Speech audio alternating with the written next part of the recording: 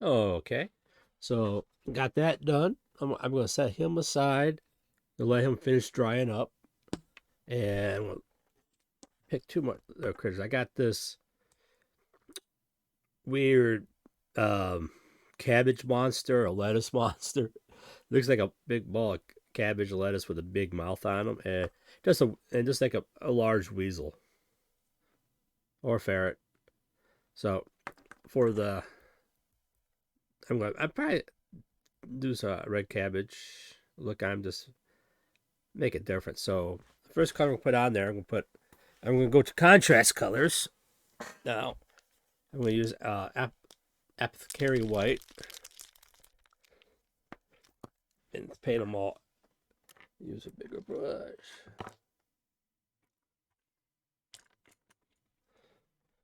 and just paint them all this.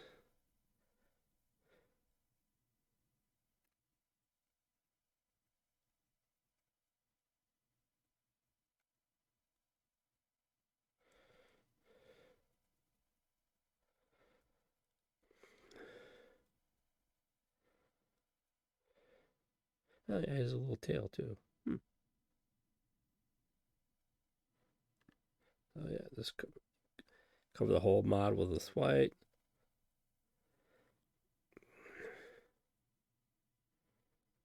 There we go. Everything's set. Now the longest thing about painting, letting it dry now. So set him aside, let it dry. And now for the Weasel Ferret, since this is a large one. Now these you can paint any color you want. You can paint them white for like albino or Arctic or brown, two-tone.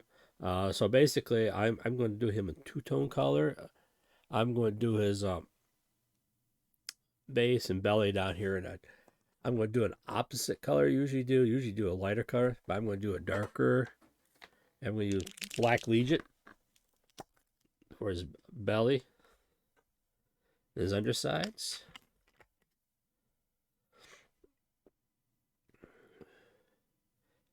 So in this one, I'm doing a little bit different. I'm going with the dark black first, then the brown, which would be but these colors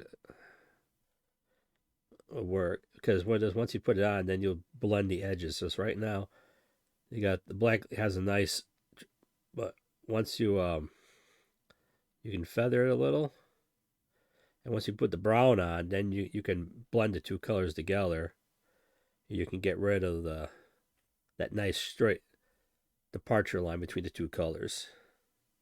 So we get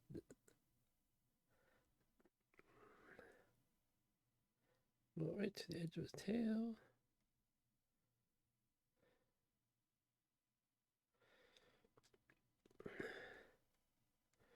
Get the inside of his legs too. Come down a little bit. There you go. And so if you're not always sure, you can always look up pictures of animals online to get the idea how you want them painted and stuff. So got the black. Now I'm gonna go back over the brown, and I'm gonna use my old, um, my favorite brown snake bite leather. To me, it's my go-to brown. I love the color. I love it. Put agitator in there to help mix the paint up. I really like this brown. I use it so much. I go through so much of it. So, get and what is with this contrast, it needs to go on thicker than you would normally do. But it's like any other thing you learn as you use it and stuff, how to use it. Uh, Careful. The back of his ears.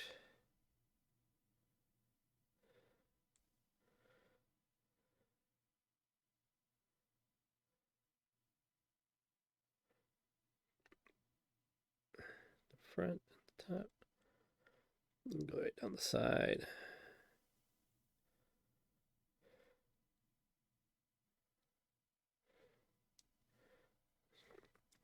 Get those flanks.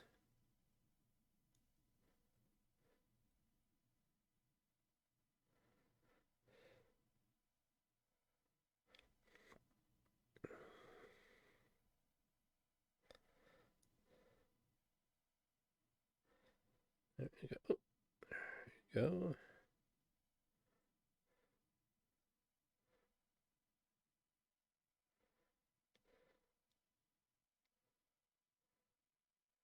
And give them a once over. Make sure you cover all the white.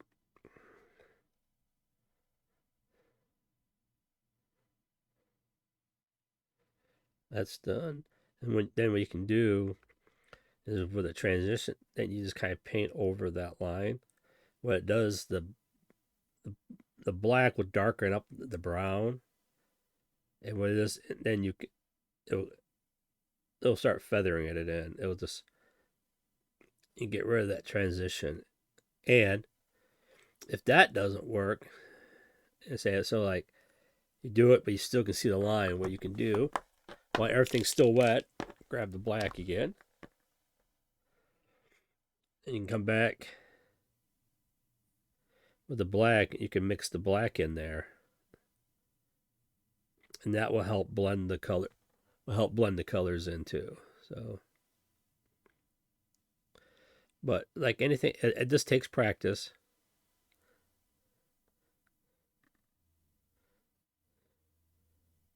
Just kind of mix the two colors.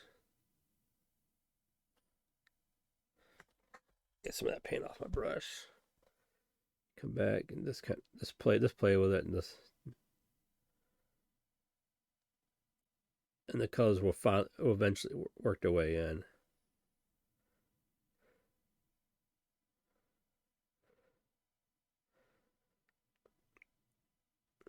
There you go.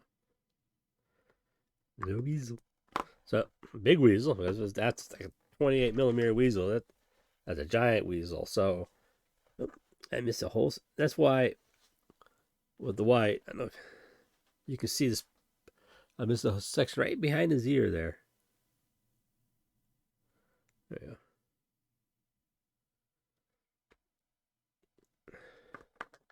That's why I think with the white primer, you can see the places are missed. And now for his ears, for the inside of his ears, I'm going to go with, what is it? Skeleton Horde, which is a light brown.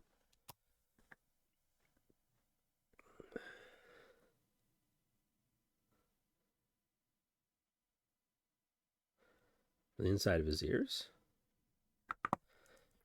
Now I just have to set him aside and let him dry. So if you do it like 3 or 4 minutes, or you can work your way through them, by the time you get to your last one, let me do this correctly. There you go. Okay, there you go. Maybe do the cabbages too.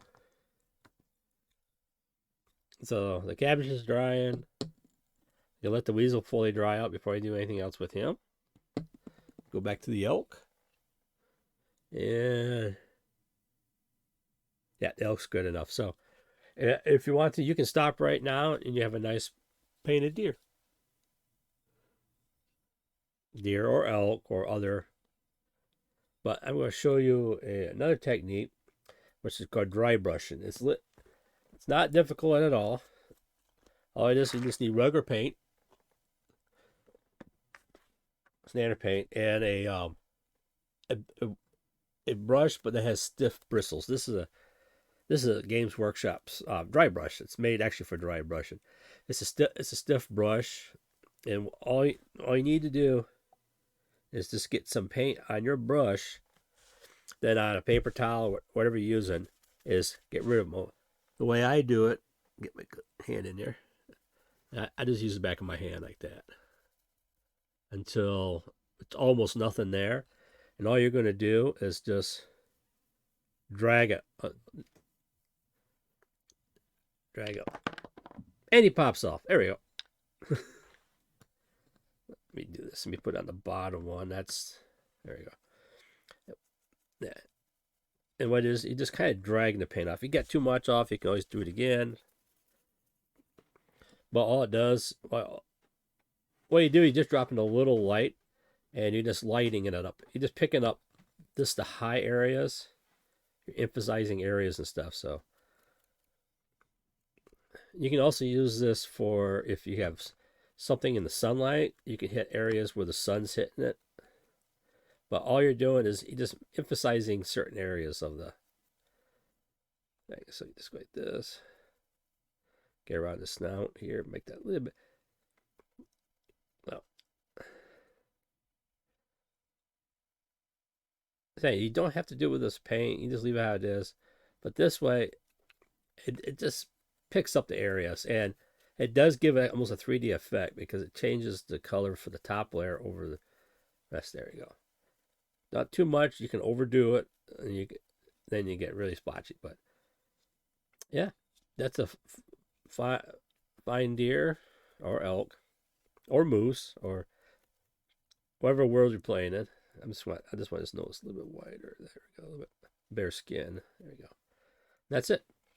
And you have a quick out. It's like it took less than 30 minutes. It actually took longer for it to dry than it's to paint. But once it's dry, then you can pop it off and put them on any table. It'll work. So that's it for the elk. Set him aside. And these are going to take a few minutes to dry because they're still wet. So if these are like too wet, pop over. I got some dryads. These are going to be simple because they're just tree folk. And they don't have much on them. Let me get these eyes. So these are quite easy to paint. You just have to decide what color brown. With these ones, I'm going to go with a dark brown, with a really dark brown with these guys. So I'm going to go with Wildwood. This is a contrast paint, Wildwood. So, like I said, these, they don't have any leaves or nothing. They're just wood. So you just plop it on.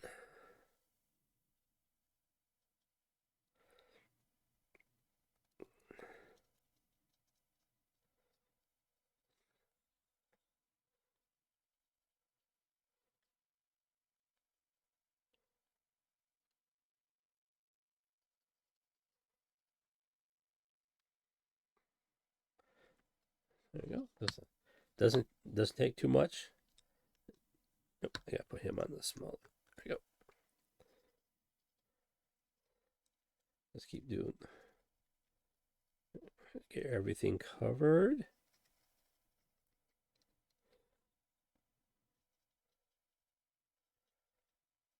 Yeah, so yeah. But one thing with contrast, you gotta always remember, it goes on thicker than you would regular paint.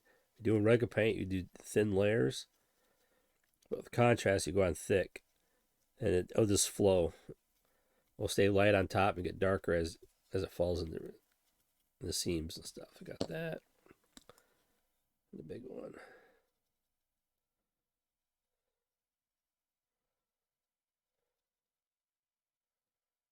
So keep doing that. Almost done.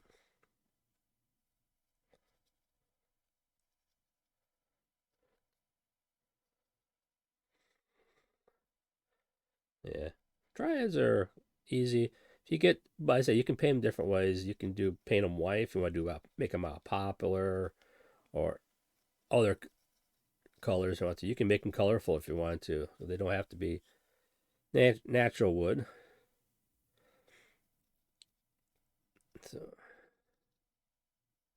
So this one I'm going to use some regular paint on them too because wood is not brown. It's lots of different colors, but I'm going to put a little gray into them, so for like bark and stuff. So take that. Once you got that done, and set them aside.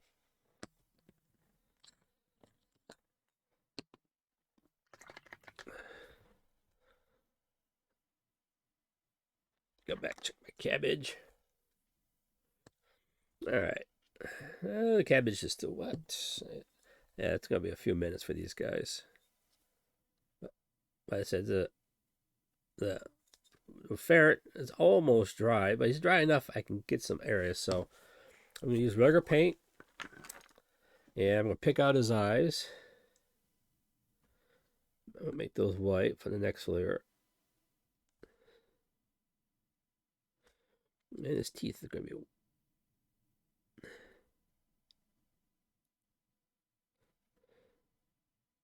big mouthful of teeth. There we go.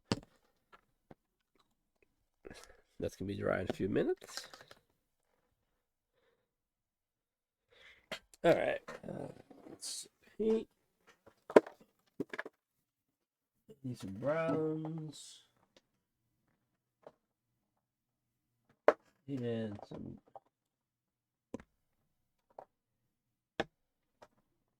some grays. Let's see. Natural gray and light gray. There you go.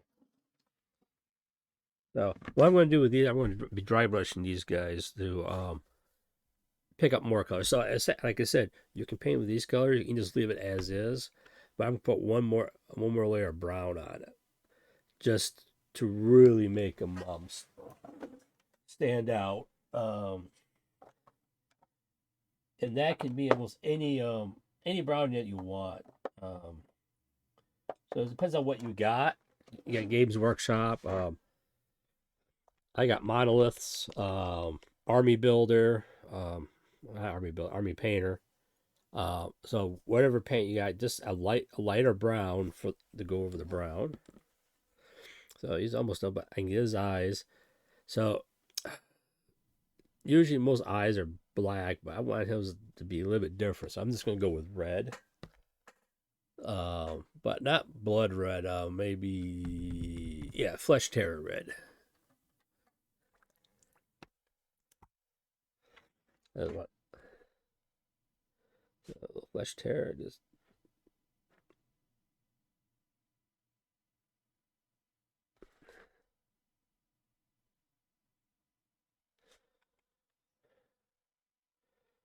His eyes.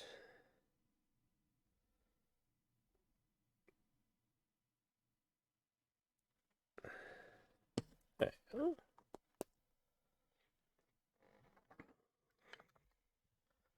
Double check the kit. So yes, let's check the cabbage. Yeah, it's gonna be a few minutes for that. So he's getting there, and the dryads. They start to become. You do get a two-tone effect where it's dark in the crevices but light on top. So that's a very nice best paint. You just plop it on, and you're done. If you want to, but it will never stop you from improving even more. So I'll be back in a few minutes when these are dried.